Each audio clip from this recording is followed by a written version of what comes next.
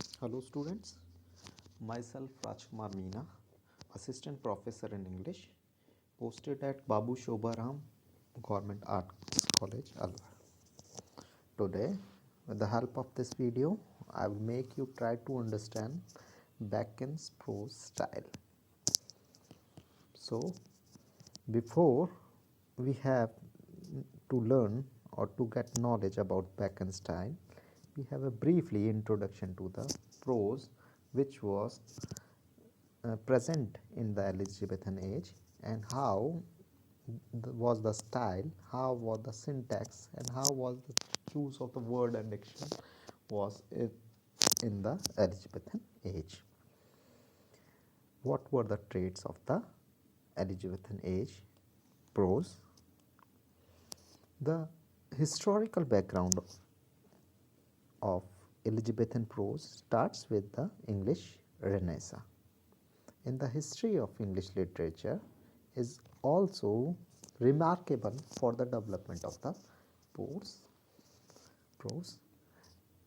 which was full of stylistics and linguistic excellence. The writers during the Renaissance were having immense idea into their minds. The intensity of their mind, the intensity of their idea was so high that it seemed difficult, if no, not impossible to them to express them all in words. Shakespeare, the greatest dramatist of all the time, had already introduced prose as he did not find words the appropriate medium to express the death of Chaucer by the following century was barren in terms of the poetry.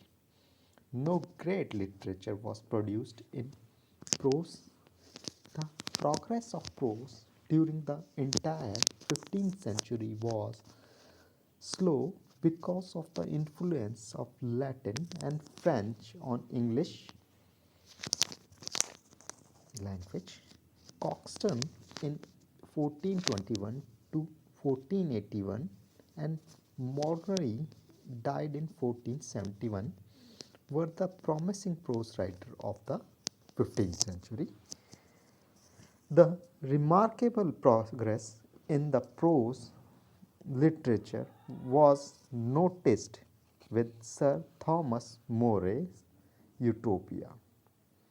The English version of which was published in 1551. The occasion of Queen Elizabeth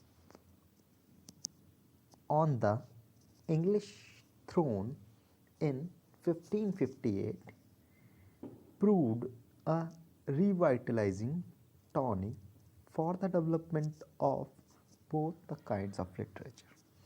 Rather than the other forms of prose, the essay was discovered by Francis Bacon. Francis Bacon was born in 1561 and passes away in 1626. Religious and theological prose writers found their finest expression in prose.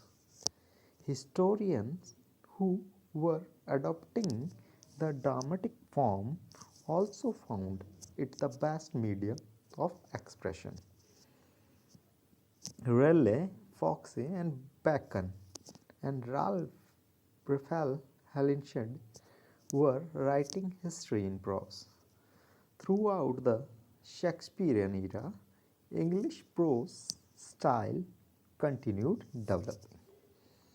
The prominent field of development was essay, which was inaugurated by Francis Bacon. In the essay, The term associated to the Montaigne, he is the man who started to write literature in this form.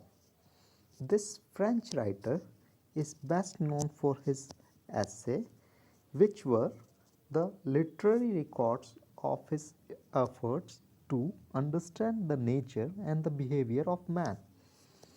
In France, he is representative of the Renaissance humanism. He coined the term in 1580 when he gave the title to his work, Essays. His essays are the best example of the concept of humanism.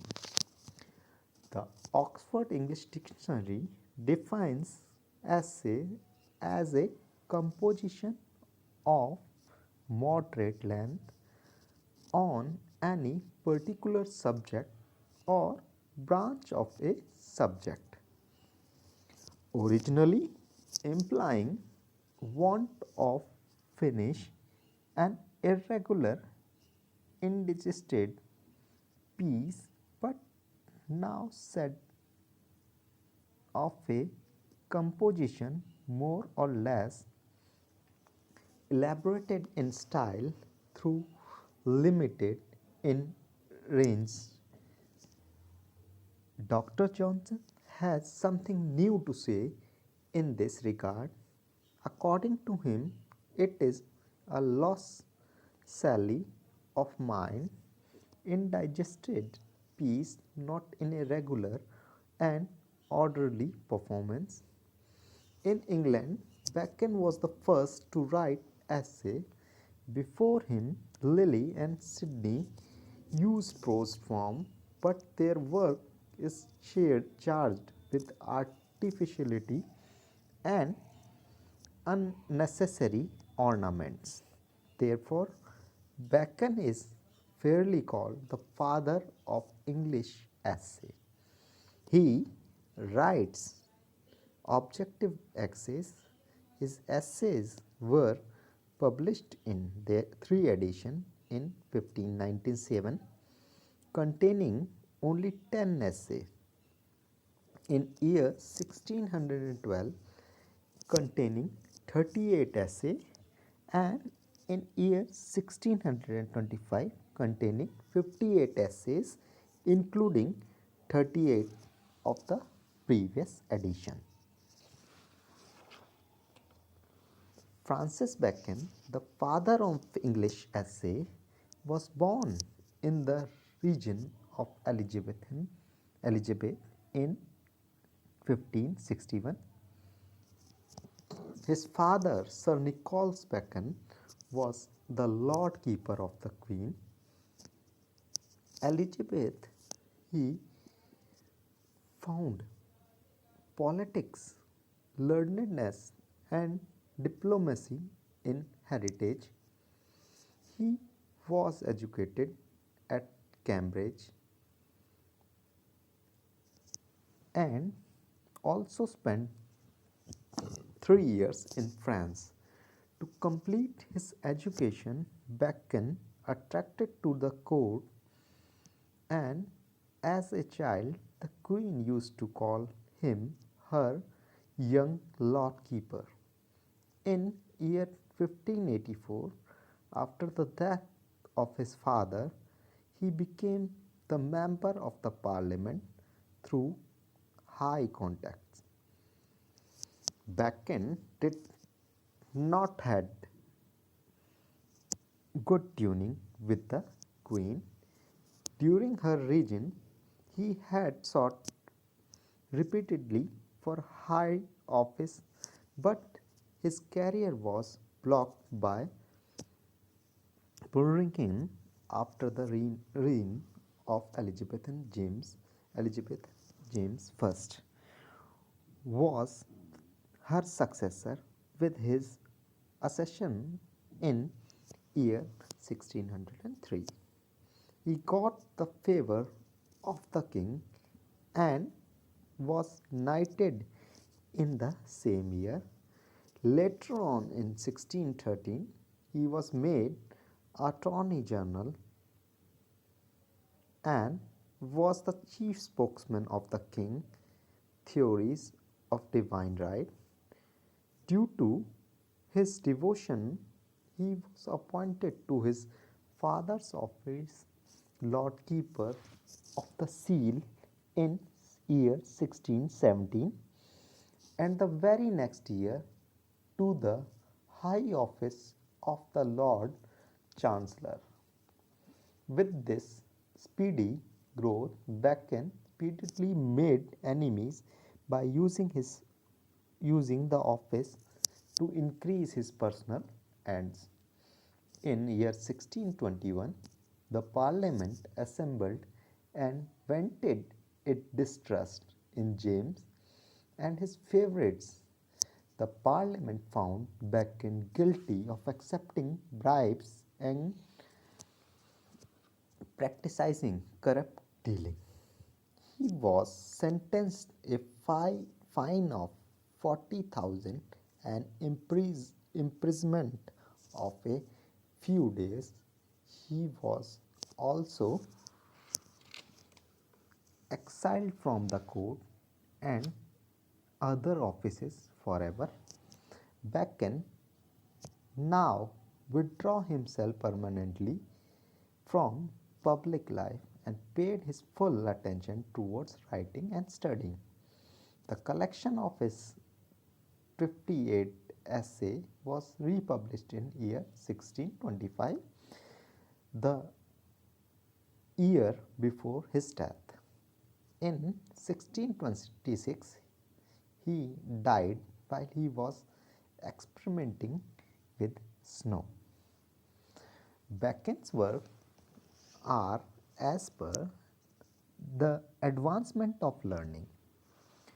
This book was published in 1605 and was dedicated to King James. In this book, he compares the king to ancient Hermes. He writes James had the power and the fortune of a king, the knowledge and the illumination of a priest, and the learning and the university of a philosopher. Bacon's aim was to encourage James to support some solid work and fixed, memorable, and immortal monuments. Novum Organum in Latin was published in year 1620 and dedicated to the king. Bacon addressed the king and regards him the one who resembles Solomon in so many things. It is a new instrument by which human understanding would be advanced. Third, the Instellio Magna. It was published in year 1620 and was divided into 6 parts. Novum Organum, or the new instrument, was the part of this work. All the 6 parts of this work are as per Partilium Scientiarum, Novum Organum, Historic Nicolum, Scala Intellius, Perdonia, and Philosophia Scandala. Third, the Bacon's essay was the first to write essay in English. That's why he deserves the position of being the father of the English essay, though he regarded Latin the only language worthy of a great work. But in year 1597, he came out with the 10 essay written in English. The language he used was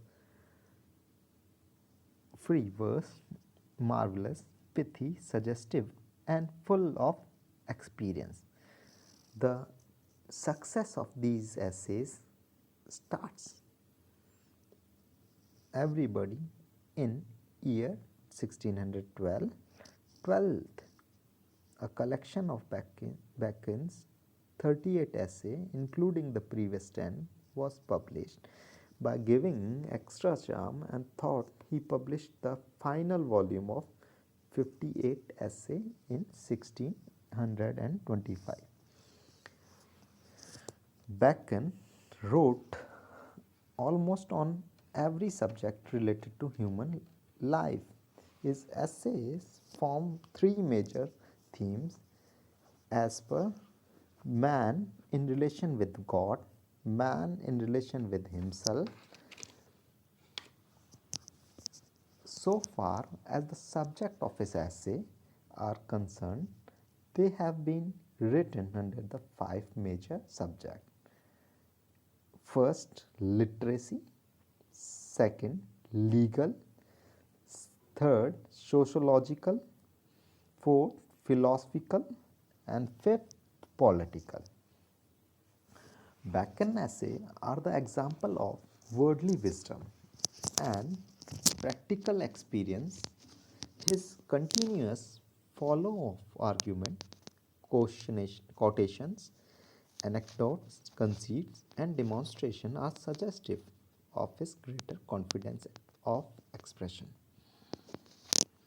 In the very opening line, Bacon takes up the subject matter.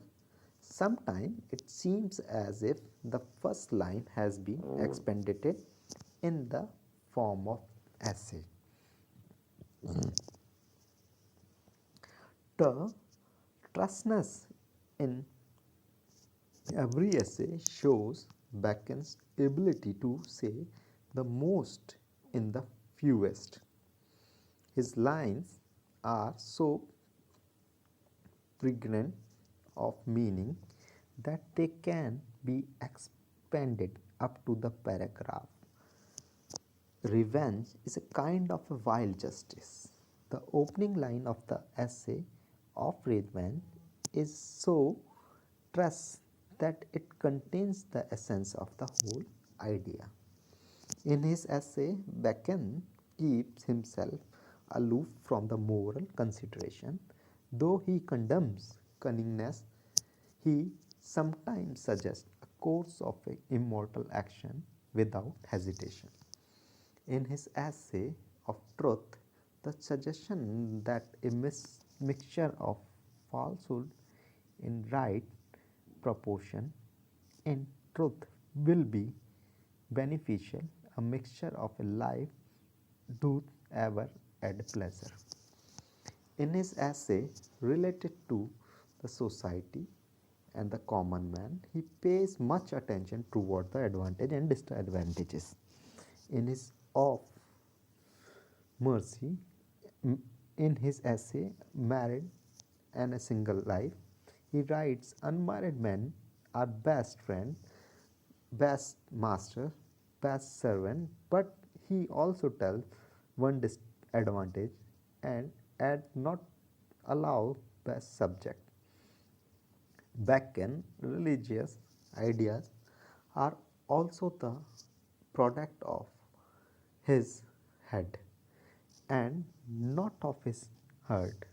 He makes a clear distinctive between faith and reason. Religion seems to have played a very little part in his life and in his essay, though in his of unity of religion, he admits that religion is the chief bond of human society. So, we can call Bacon was a great and successful statesman. Therefore, he shares his experience as a politician in his essay. The political essay of Bacon are the best example of his wisdom, practical experience, and learnedness. In his essay, the of Planetarium, he advises that the native should be treated justly and sympathetically. He writes for instance, if you plant where you savage, do not only entertain them with trifles and kringle, but use them justly and graciously with sufficient guard, and nevertheless. To the king and the princess he gave various kind of advices.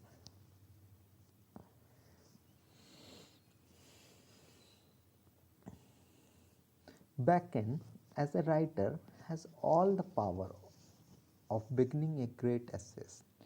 He was not only the first to write essay but also to employ a style that is clear, direct, suggestive, economic, pretend, and plain. In spite of the short sentence, there is not that nothing is that is hidden. He uses similes and metaphor frequently to give his style a poetic touch, and since he was a learned person, he draw his image from books. The frequent use of quotation make his composition not full of excessive details, but a witful composition of a learned man. The quality of his style varies into two different ways.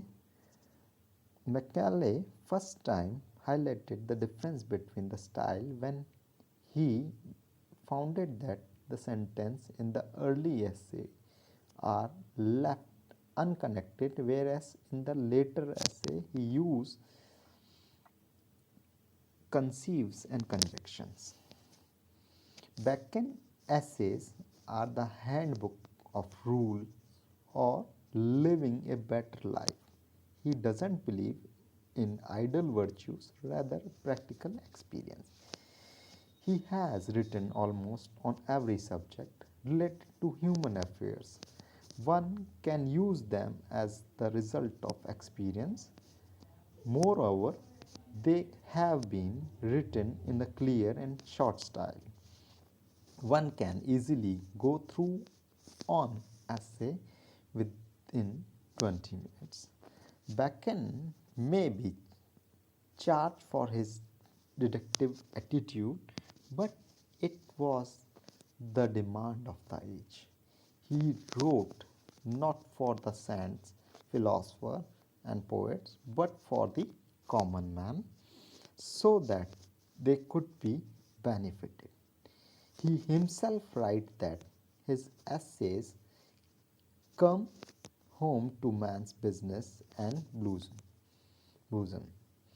We find a clear influence of the Renaissance on him. He represents this spirit in his essay and regularly and really made their fit to be used by the common man.